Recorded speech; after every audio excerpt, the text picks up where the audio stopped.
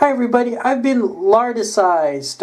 Mostly I've been looking at a lot of the miniatures games by a company called Too Fat Lardies. They do, specifically Chain of Command and Sharp Practice. Chain of Command is their World War II system, and Sharp Practice is their black powder. It goes back from the French and Indian Wars to the American War of Independence, War of 1812. They even do Civil War.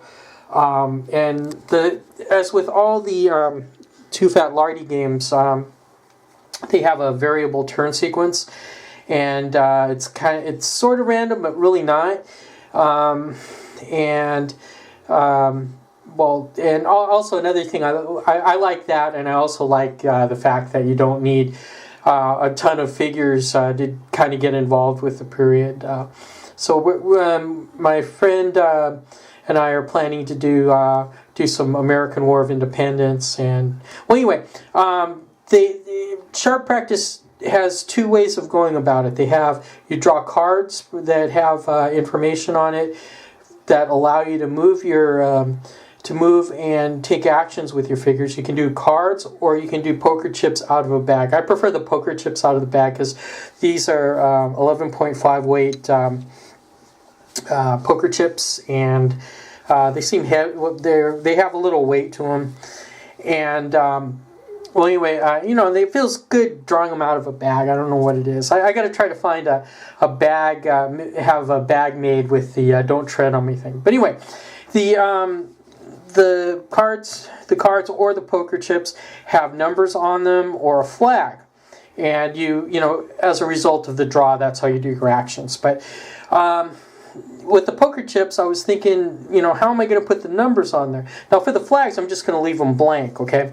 And then there's some guys that do this on YouTube. They have they do a lot of American War of Independence with Sharp Practice. And, they use poker chips, and they kind of write on the poker chips. And my handwriting is not very good, I'm going to be honest with you. And these are, the blue ones, you have blue and red. Now, the blue ones are kind of, they're dark. Now, you could, take a black Sharpie and write on here, but as I said before, my handwriting is not too good. So what I was maybe going to do stickers, but I don't like stickers for something like this because your hand, when you draw them out of the box, the stickers get all gnarly, and I could prevent that by going over it with the Mod Podge. But I kind of didn't really want to put that much effort into it, and also too, it kind of feels rough. So I need one black chip. We have the Tiflin black poker chip, which, for want of a better term, it ends the turn. And I didn't have any black ones, but the non-gaming unicorn came to the rescue. She had one, and then now, I didn't have to spend $10 to get 50 chips just to use one, just to have one black one. But anyway, that being said, I I was just kind of shopping around the lobby, and I came up with a way to put numbers and white numbers at that onto the dark chips. And what I found was let's get this going, a lettering stencil. And I found this at the Hobby Lobby, and this is in the drafting section. They had some in the stencil. They have these stencils, but they're really thin, and I don't think they could take up the abuse. I selected the one that has Old English because I believe for some of the event things I'm going to have to use letters, so they have lower and uppercase letters. So that's kind of gives it a whimsical taste. And the numbers, the numbers are okay.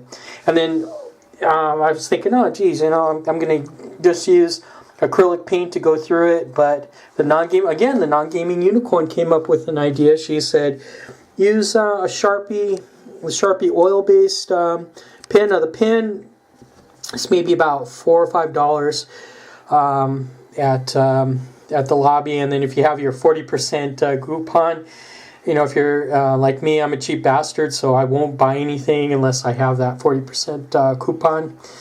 even if it's like $2.50. So this was like 2 trips to the lobby, and the stencil was $2.50. And so, you know, pretty much, let's turn this over so we have a dart. Pretty much all you're going to do, I mean, it's not rocket surgery.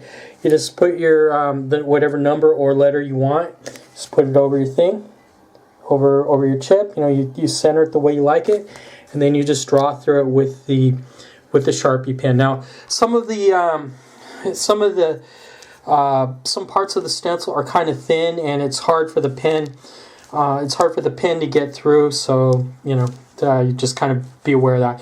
And I was able, like the 6 and the 8, and some of the number of the 4, they there's a break in the stencil, and then what I did, what you see on the 4, I just kind of like dragged it through. This red 4 was the first time I tried it. And it kind of made, I didn't like the way it was, so I tried to wipe it off, and it kind of smeared the paint, or the ink on the pen. But what I did was I just kind of continued the line. Same with the 6. And then on the 6, I put an underscore, so we know it's a 6 and not a 9. So there you go. What do you guys think? Do you guys have any kind of way that you do put the poker chips for sharp practice, or do you have an idea on how I can do the specialized event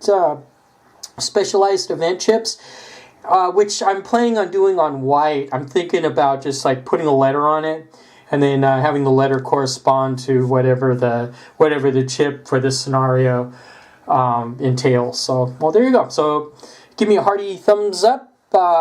Subscribe if you're not. We got 70 subscribers, so you know we're fast on the tail of the dice tower in terms of subscribers. And there you go. Bob's your uncle. So thanks for watching. Bye now.